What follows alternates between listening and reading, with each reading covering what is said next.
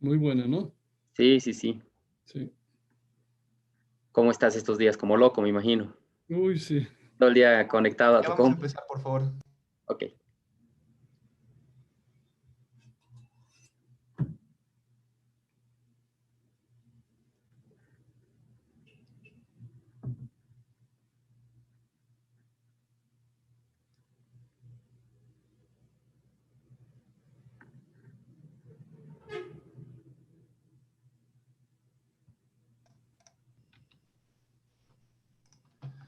Estimadas damas y caballeros, buenas tardes y bienvenidos a la Sala Innovatec, este 16 de septiembre de 2020. La Sala Innovatec fue organizada por la Facultad de Ingeniería de la Universidad Mayor de San Andrés con el apoyo de Swiss Contact, la Cámara Nacional de Industrias a través del Kiosco Verde y la Fundación Maya. En este tercer día de webinarios contaremos con 6 eventos que nos mostrarán distintos aspectos y distintos temas.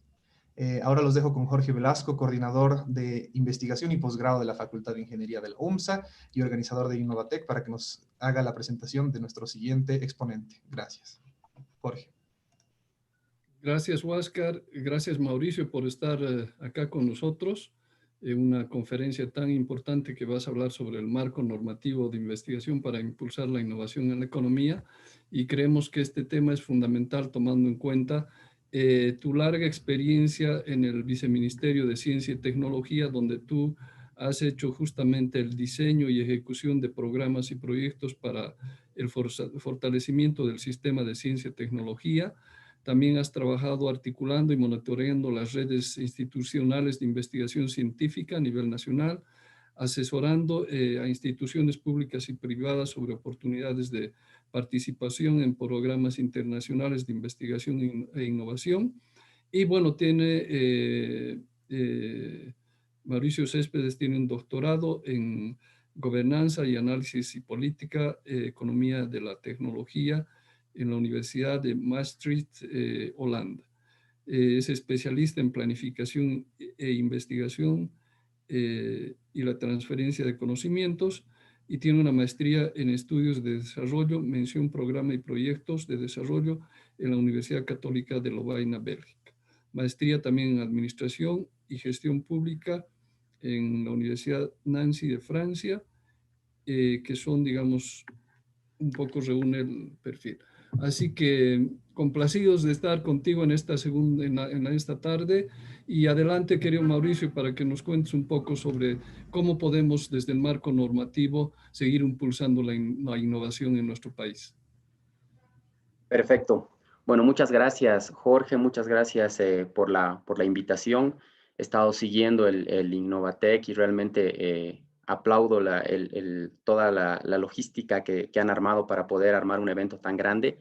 Eh, y bueno, felicidades y con mucho gusto les voy a poder compartir un poco mi punto de vista sobre todo este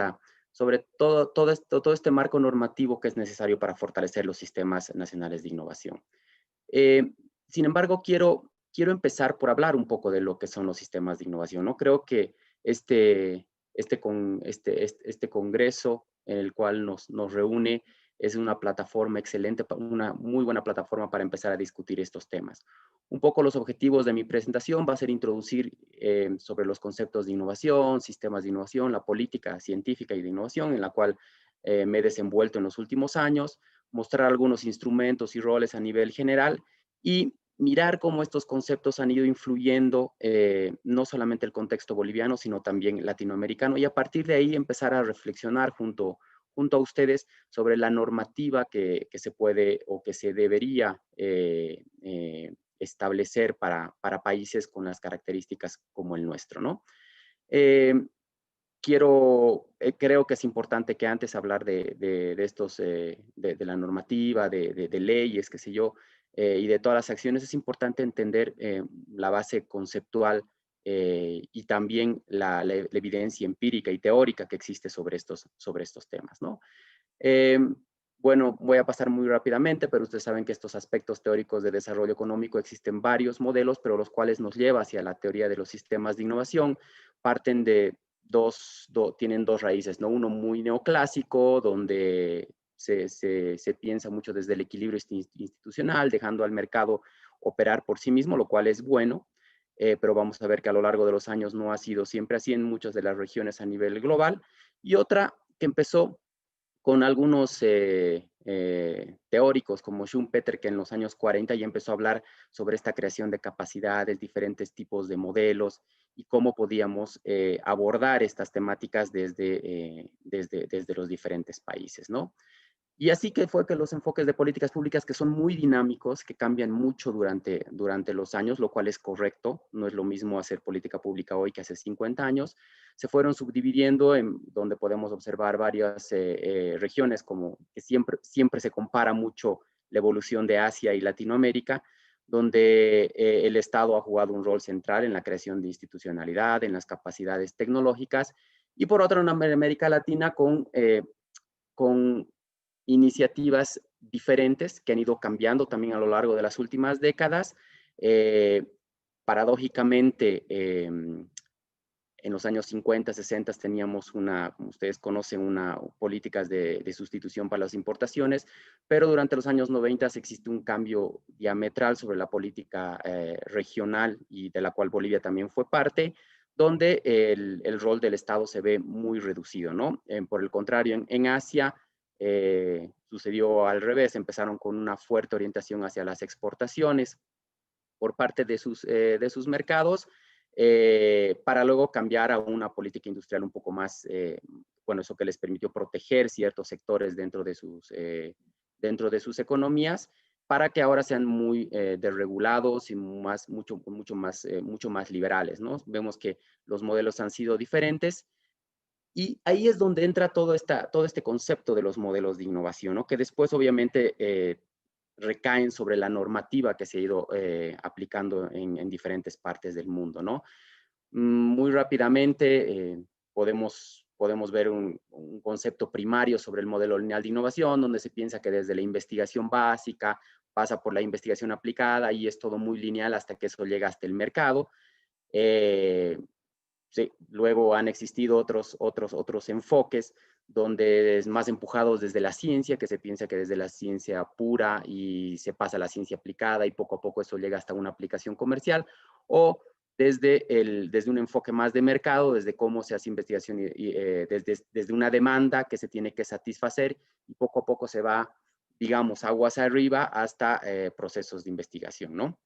Son modelos muy simplificados que la experiencia empírica en el mundo y en nuestro mismo país nos ha demostrado que esto, bueno, no funciona de una manera tan simple, ya quisiéramos que fuera así, sino más o menos tenemos unos modelos de innovación bastante complejos, ¿no? Y eso es por eso que no existen recetas, no existen modelos que se puedan replicar de un país a otro, porque hacen mucho al ecosistema, un tema en el cual Jorge, todo su equipo, toda la fundación vienen trabajando hace muchos años, pero bueno, hay muchos modelos, hay muchas formas de conceptualizar, simplemente yo quería que me entiendan que los actores, las interrelaciones, los intermediarios, la normativa, que es de lo cual un poco vamos a estar hablando en esta presentación, la infraestructura que se necesita, los gobiernos, las políticas, son muchos actores interrelacionados que hacen que los modelos de innovación sean bastante complejos y que cueste tanto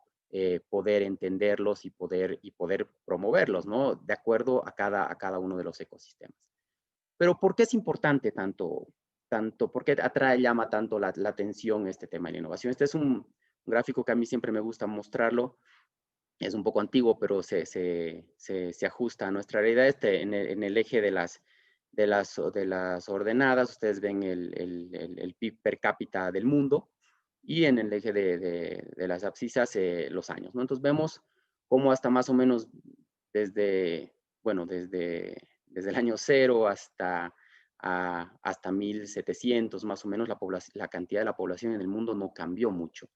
Y fue a partir de ciertos íconos en la historia de la humanidad que vemos que la población empezó a crecer exponencialmente, ¿no? La revolución industrial, por ahí está el descubrimiento de la penicilina, y el internet, qué sé yo, y varias innovaciones disruptivas que han hecho que la vida sea más fácil, que la ciencia en la salud sea mucho más eficiente, y ha hecho que, bueno, que la población mundial en los últimos 200, 300 años haya crecido exponencialmente gracias a todas estas innovaciones que han surgido a nivel nacional. ¿Y quién es el que, no vamos a redescubrir nada, pero este es los últimos reportes de la UNESCO, donde más o menos nos muestra quiénes son las regiones del mundo que invierten más en investigación y desarrollo, ¿no? Ahí Latinoamérica estamos con un 3.5% aproximadamente, más de la mitad de ese 3.5% lo invierte Brasil, el resto no se reparte entre todos los demás países de la región. Y ahí un poco vemos el liderazgo de otras regiones a nivel global, que con esta pandemia nos muestran obviamente quiénes están en la carrera por encontrar, por desarrollar una vacuna para el COVID, ¿no? Y definiciones hay miles, hay muchísimas, pero sin embargo algo que es interesante acuñar es que el concepto de esta innovación, como habíamos visto en el primer gráfico, en uno del gráfico ese donde tenía muchas flechas y muchos actores, básicamente está constituido un sistema por varios elementos y relaciones entre las cuales interactúan no solamente agentes económicos, sino agentes sociales, ambientales, que hacen que los países puedan puedan tener sistemas fortalecidos o más endebles como los nuestros, ¿no? Entonces, aquí hay varios, digamos, teóricos que han ido estudiando sistemas de innovación en todo el mundo. Uno de los más conocidos obviamente es Lundvall, que es el que lanzó este concepto sobre sistemas de innovación, y que habla mucho sobre aprendizaje continuo, sobre exploración, sobre la difusión de nuevas tecnologías, donde entra el rol de las empresas. Sin duda, las empresas son un agente importantísimo para la innovación. De hecho, hoy por hoy la innovación se mide desde un punto de vista empresarial, pero en todo este ejercicio nos hemos dado cuenta que la política científica no es solamente, no es necesaria para poder llevar adelante todos estos procesos, ¿no? Hoy por hoy no solamente se habla de política científica, sino también de estrategias de innovación. Los países están muy enfocados en desarrollar sus estrategias de innovación, lo cual tiene como objetivo, como visión a largo plazo, es generar una estrategia para economías basadas en el conocimiento. Hay muchos tipos, muchas de estas se caracterizan en mucha de la normativa, en muchas de las leyes que se han sacado no solamente en nuestro país, sino en toda la región. Muchos tipos de innovaciones, de productos, de procesos a nivel organizacional que son muy importantes. Hay muchos temas que han estado siendo presentados en el Innovatec, escuchábamos anteriormente sobre economía circular, y hay el concepto está cada vez, nacen cada vez nuevos conceptos, nuevos enfoques. Hoy por hoy la forma de medir, cuando ustedes ven el índice global de innovación y quienes elaboran un manual internacional que se utiliza para hacer el relevamiento de esta información, solamente nos permite pedir productos y procesos porque son básicamente encuestas que se llevan a cabo alrededor de empresas y estados que permiten establecer ciertos indicadores para poder rankear o clasificar a los países, ¿no? Y como hablábamos, hay muchos tipos, desde la radical, incremental, pero desde todo punto de vista se pueda medir o no se pueda medir, creo que el concepto tiene que ser claramente entendido como algo que no es una invención. La invención es, obviamente se puede generar, pero es una invención comercializada con capacidad y potencialidad para que ya puede ser comercializada, no solamente en el mercado desde un punto de vista empresarial, sino también social, ambiental, en el área de salud. Ahora estamos viendo que ocupa nuestro mayor tiempo, de las noticias y los debates a nivel local y a nivel global, ¿no? Muchos pilares. Obviamente fortalecer al pensar en sistemas de innovación no solamente es en fortalecer los sistemas científicos, es un pilar más importante, la educación obviamente como formación. De hecho, nuestros países en la región latinoamericana todavía seguimos acarreando esta deuda que tenemos con la sociedad, pero también el financiamiento. Hoy por hoy se habla mucho de regulación, de competitividad, pero como habíamos visto en las anteriores láminas, esto no siempre ha sido así. Muchos de los sistemas de innovación no se han desarrollado precisamente a través de la regulación de los gobiernos, ¿no? Pero ¿qué es lo que entra dentro de este sistema? Y para poder contextualizar toda la normativa que uno puede llegar a proponer desde instancias gubernamentales, básicamente lo que entra en el sistema es la infraestructura con la que cuentan los países, los recursos humanos, que hace rato la anterior expositora mencionaba, todo pasa por las personas, estoy completamente de acuerdo con eso, los recursos que se le puedan inyectar al sistema y el conocimiento, ¿no? Y algo pasa, hay muchas salidas que se miden en sistemas más inmaduros, digamos, como el nuestro, como los de muchos de los países de nuestra región. Las salidas son básicamente las publicaciones, en algunos casos patentes, pero el resultado, el impacto que se debe generar en la sociedad precisamente es el incremento en la productividad y en el desarrollo económico, que son objetivos obviamente mayores, ¿no? Pero ¿qué es lo que pasa en nuestra región, ¿no? A nivel patentes, nuevamente comparándonos siempre con otras regiones que hemos empezado juntos, incluso un poco mejor que el Asia, el sudeste asiático precisamente, vemos que la concentración de patentes es muchísimo más alta en otras regiones. Luego podemos discutir sobre qué tan importante es esto para el estagio en el cual se encuentra nuestro sistema de innovación, pero sobre artículos científicos, ahí nos va un poco mejor porque obviamente somos más, nuestros sistemas son más orientados hacia las ciencias duras, entonces las pocas capacidades que se generan se las realizan en esas áreas y pensando siempre y mirando siempre en la formación de recursos humanos. Esto es un poco información de la red de indicadores de ciencia y tecnología de Iberoamericana, donde vemos claro que una menor cantidad de graduados en el área de ingeniería y tecnología y en ciencias naturales y exactas. No digo que las ciencias sociales sean malas, para nada. De hecho, las personas que empezaron a reflexionar sobre sistemas de innovación no fueron ingenieros ni científicos, sino fueron gente del área de las ciencias sociales, ¿no? Pero podemos ver que existe cuando uno compara, digamos, la cantidad de investigadores o la generación de recursos humanos, la calidad es un tema muy aparte, pero vemos que nuestros sistemas llevan un rezago con respecto a otros países.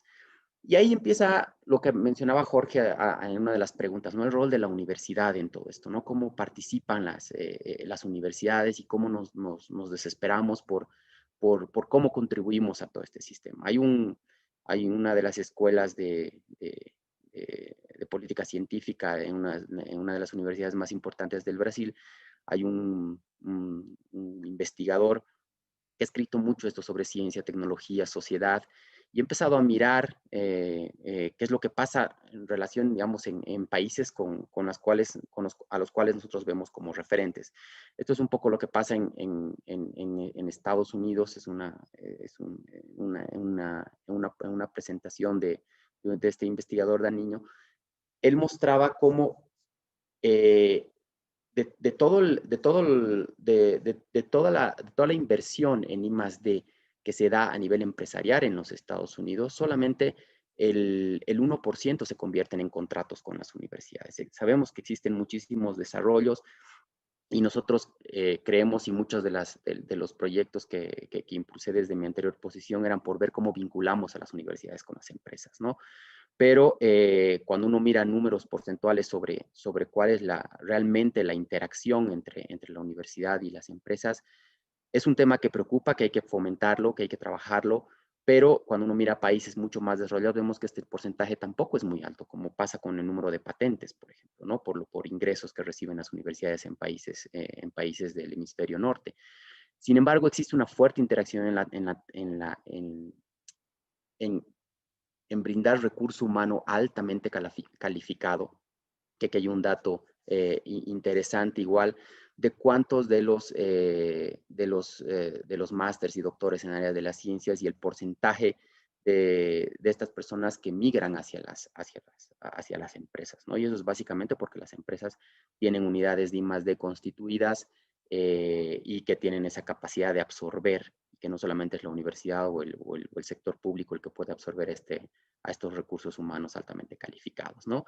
Y eso se traduce un poco en las exportaciones nuestras, ¿no? Esto es un reporte del Banco Mundial donde nos muestra que casi el 60% de las exportaciones latinoamericanas están entre recursos, entre materias primas y bienes intermediarios, ¿no? De transformación intermediaria, lo cual muestra un poco la estructura económica latinoamericana y por ende el impacto que tienen los sistemas de innovación en nuestros países, ¿no? Esta es una estructura de exportaciones de un típico país latinoamericano versus Corea del Sur, por ejemplo.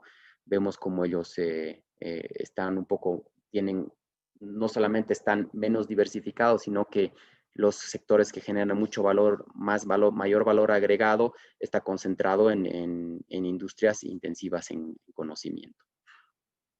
Y ahora vamos a los apoyos, ¿no? Porque a veces es muy fácil hacer una normativa, promulgar una ley, un decreto, pero cuando esta normativa tiene que estar, yo creo, ad hoc, pensada en las capacidades y en las potencialidades de cada uno de los países. Hay diferentes tipos de normativas, desde las regulatorias, por ejemplo, todo lo que tiene que ver con propiedad intelectual, la relación, contratos, qué sé yo, transferencias económicas, que es un instrumento muy utilizado a nivel global, que son básicamente fondos competitivos, y otro tipo de instrumentos que son más blandos, ¿no? De interrelación entre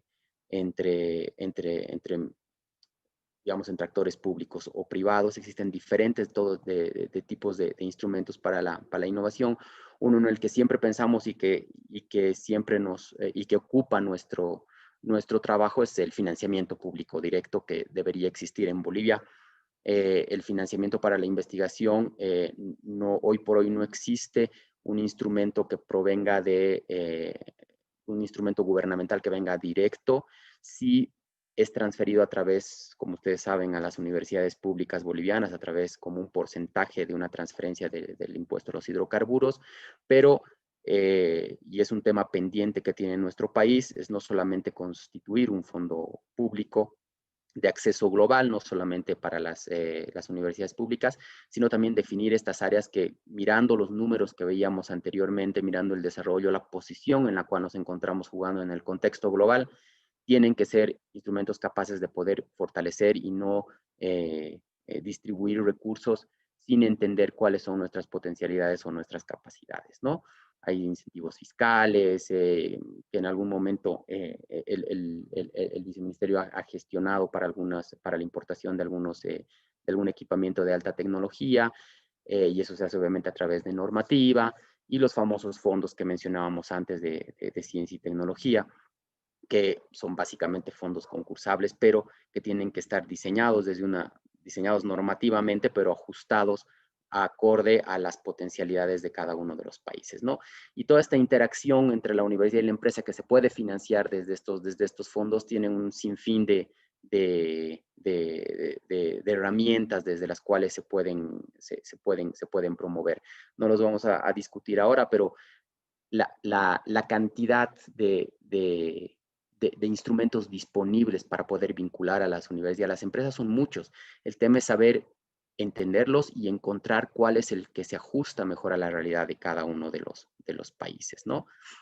Con todos los canales de interacción que esto pueda representar. Y por último, hablar un poco sobre la dimensión territorial, este concepto acuñado por Porter hace años sobre los clústeres, que estas concentraciones geográficas las cuales están entrelazadas con otro tipo de instituciones para poder incrementar la competitividad de los países, ha surgido mucho desde sectores como la manufactura, que han sido ampliamente estudiados a través de diferentes políticas que se han podido implementar.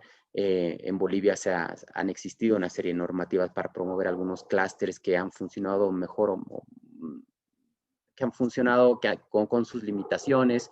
En un momento se hablaba mucho de la quinoa, luego ahora se habla mucho del clúster de la promoción de las industrias de software.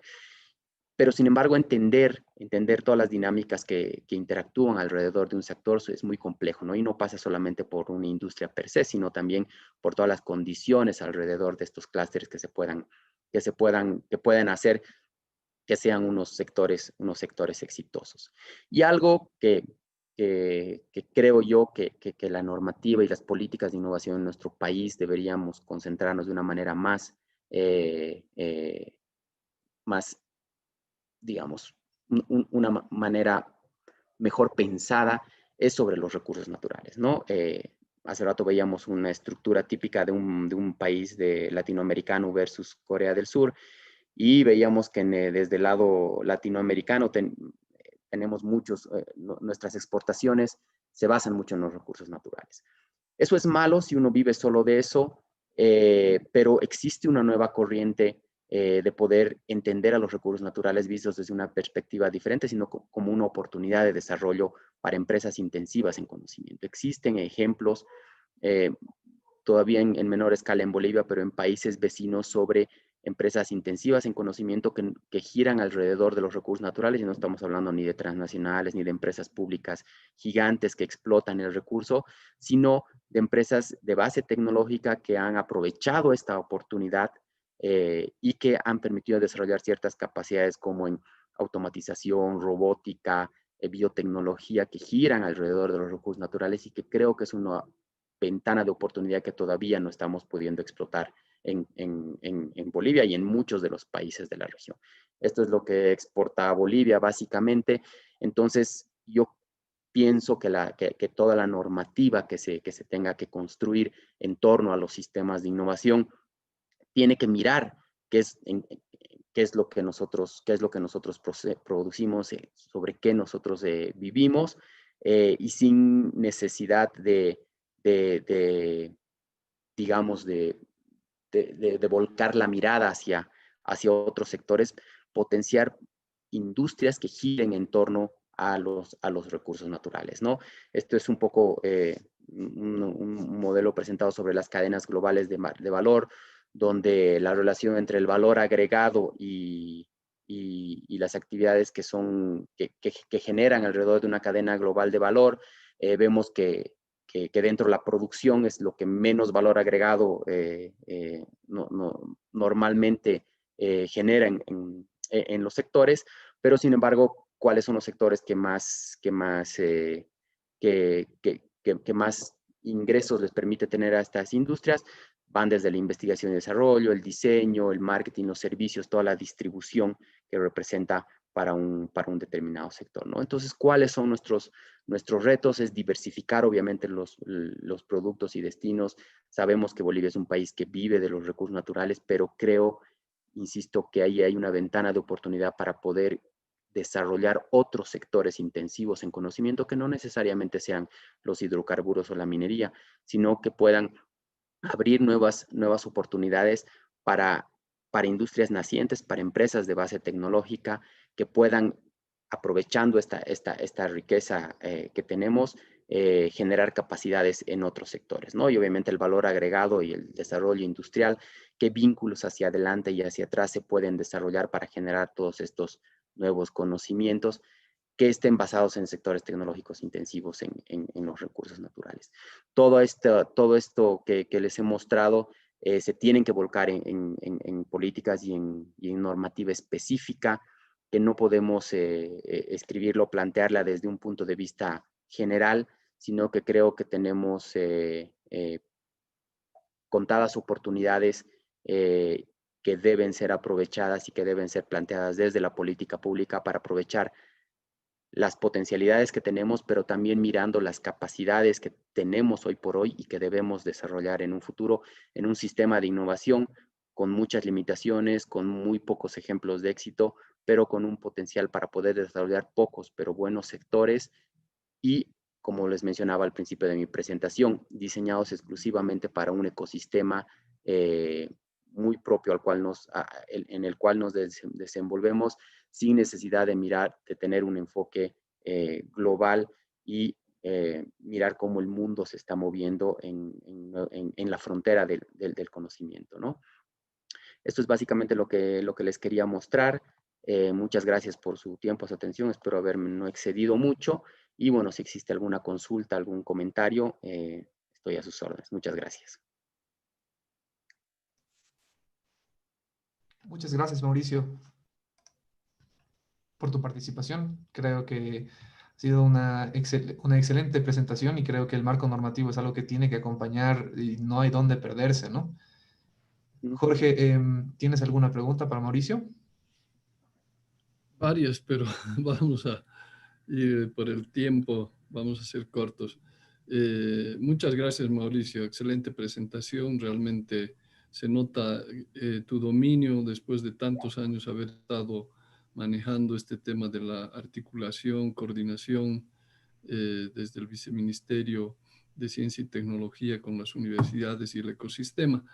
Pero siempre dentro de esa experiencia nos hemos preguntado los actores del ecosistema el rol de las universidades que un poco está identificado. Has hablado de los recursos, has hablado un poco de a qué sectores deberíamos estar mirando. Como sabes, este programa justamente busca retar, desafiar a los investigadores, a los estudiantes. Y yo creo que todo lo que hemos estado y lo que tú has estado desarrollando y el ecosistema con esta nueva normalidad, hay algunos cambios importantes. ¿Te atreverías a tal vez a darnos, en base a tu experiencia lo que has, y a lo que has trabajado, algunas posibilidades que tienen las universidades de hacer investigación y desarrollo y que más adelante con el apoyo empresarial, con el apoyo del marco normativo, podríamos como país salir adelante? Se ha estado hablando mucho de la economía del conocimiento. El anterior gobierno ha estado queriendo convertir a Cochabamba en un polo de desarrollo de software, pero ¿dónde tú crees que están en este momento? ¿Dónde las universidades deberíamos estar apoyando ese impulso después de esta normalidad? Porque puede ser que lo que estábamos pensando antes ya no sea lo mismo, ¿no? Entonces, ¿qué consejo nos das? ¿Qué retos nos das, querido Mauricio? Mira, la universidad, dentro de la evidencia empírica a nivel global, el rol de las universidades en los sistemas es fundamental. Es un actor estratégico, y en un país como el nuestro lo es más aún, porque tú sabes que el 60 o 70% de la investigación que se genera en Bolivia se lo hace en las universidades públicas, probablemente en un mayor número. Pero yo creo que el reto, y es algo en lo que nosotros trabajamos en algún momento, es cómo vincularse más con el nivel gubernamental y con el nivel empresarial. Yo creo que una ventana de oportunidad que tienen hoy por hoy las universidades es el tema de la formación postgradual, lo cual es una deuda que tenemos, se tiene no solamente desde el sector gubernamental, sino de la universidad, de poder formar capital humano en las universidades bolivianas vinculados a las necesidades de las empresas. Nosotros tuvimos un proyecto muy, muy interesante donde participaron sectores privados y también públicos empresariales para el diseño de programas de maestría y doctorados a tiempo completo, que desgraciadamente Bolivia debe ser uno de los pocos países en Latinoamérica que no forma másters y doctores a tiempo completo en ciencias e ingenierías. Y nosotros encontramos una aquiescencia muy grande en el sector privado, en cámaras industriales, en las cuales les interesaba vincularse a las universidades, no solamente a través de una pasantía o de un trabajo dirigido, que muchas veces, no importa en qué aquel que decide una empresa o de la universidad, queda en algún lugar donde nadie lo toma, sino procesos más a largo plazo que permitan establecer estos lazos de confianza. Tú sabes que hoy por hoy es muy difícil que una universidad o que una empresa vaya a una universidad pública o privada y le toque la puerta y le diga: queremos hacer un proyecto, tenemos una necesidad de un servicio, o qué están haciendo, ¿no? Entonces yo creo que tenemos limitaciones dentro de todos los actores del ecosistema, porque por eso el ecosistema eso es lo lindo del concepto de ecosistema, ¿no? Uno no le echa la culpa a nadie, sino todos somos un poco corresponsables sobre nuestros éxitos y nuestros fracasos. Yo creo que el tema de formación a mediano y largo plazo es un tema que se puede explotar, que hoy por hoy no se está aprovechando entre las empresas y las universidades. En este proyecto que te comento que lo estuvimos trabajando y que está hecho y que se estaba gestionando su financiamiento, eran programas a largo plazo con industrias como la farmacéutica, por ejemplo, como con el tema agropecuario en Santa Cruz o agroindustrial, donde se planteaban proyectos, compromisos desde las universidades y desde las empresas para poder tener es diferente a tener a un pasante en tu tercer o cuarto año, que es importante en la universidad, pero es diferente a tener un doctorante trabajando un proyecto a mediano a largo plazo, con compromisos de todos los actores, y ahí el sector gubernamental juega un papel importantísimo como articulador entre estas dos áreas, ¿no? Hablando de la nueva normalidad, hoy día todos están muy, tú miras los esfuerzos. Yo el otro día leí unos artículos bien interesantes sobre los esfuerzos. Tienes por un lado Oxford haciendo una vacuna, los chinos, los americanos, pero también tienes esfuerzos latinoamericanos que tal vez no están compitiendo en esas ligas, digamos, no estamos en la Champions League, pero ves unos esfuerzos muy interesantes, por ejemplo, para la producción de test rápidos que son, si bien son menos intensivos en conocimiento, está haciendo que las universidades, hay unos casos muy interesantes en el Uruguay, por ejemplo, donde las universidades han desarrollado kits junto con algunas empresas farmacéuticas para otros tipos de detección, ¿no? Argentina está en la misma carrera y es porque tienen unos sistemas científicos que siguen tratando de vincularse a los sectores productivos. Cuando tú escuchas hablar qué está pasando en Europa o Estados Unidos, escuchas industria farmacéutica. Pero cuando miras un poco a lo que está pasando en Latinoamérica, hablas como que el gobierno y las universidades están tratando de generar una iniciativa para poder desarrollar un nuevo kit de detección. No estamos tal vez a la altura todavía, pero existe un mundo de oportunidades de poder impulsar la investigación y la innovación desde las universidades para atender estas demandas globales, ¿no? Y yo creo que no hay que tenerle algo que también la experiencia en diferentes proyectos que hemos articulado a sectores productivos con académicos, es empezar de a poco, ¿no? Es un proceso de generar confianza. Uno no puede querer entrar a la Coca-Cola a decirle cómo mejoro tu fórmula de la Coca-Cola. Hay que empezar a trabajar en proyectos menores, pero que puedan generar esta confianza de los dos lados, ¿no? Porque los tiempos, no te olvides, los tiempos de la universidad y los tiempos de la empresa son distintos aquí y en Japón. Las empresas, las multinacionales, tienen sus propios centros de I+D, que tampoco interactúan con las universidades, como te mostraba en uno de los gráficos de lo que algún investigador brasilero hacía el análisis de cuánto realmente la industria en Estados Unidos vincula a sus universidades, y es un porcentaje muy, muy bajo, ¿no? Entonces yo creo que hay una ventana de oportunidades para poder vincularse a través de la formación posgradual y también de proyectos menores, pero que darle sostenibilidad, ¿no? Yo creo que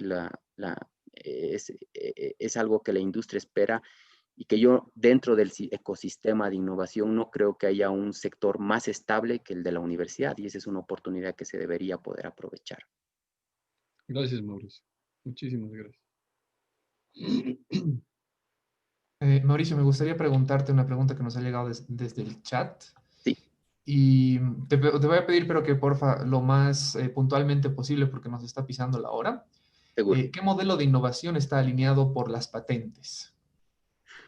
A ver, dentro de todos los instrumentos que yo les mostraba en la presentación, que se pueden promover, están los fondos, están los incentivos a las empresas. Existen muchos países que, por ejemplo, pagan parte del sueldo de los investigadores para que estos puedan ser incorporados a las empresas. Y un instrumento más son las patentes. Creo que son importantes, creo que es importante proteger el conocimiento, pero cuando hablábamos de sistemas más maduros o menos maduros, yo desde mi punto de vista creo que las patentes es un instrumento para sistemas un poco más consolidados, ¿no?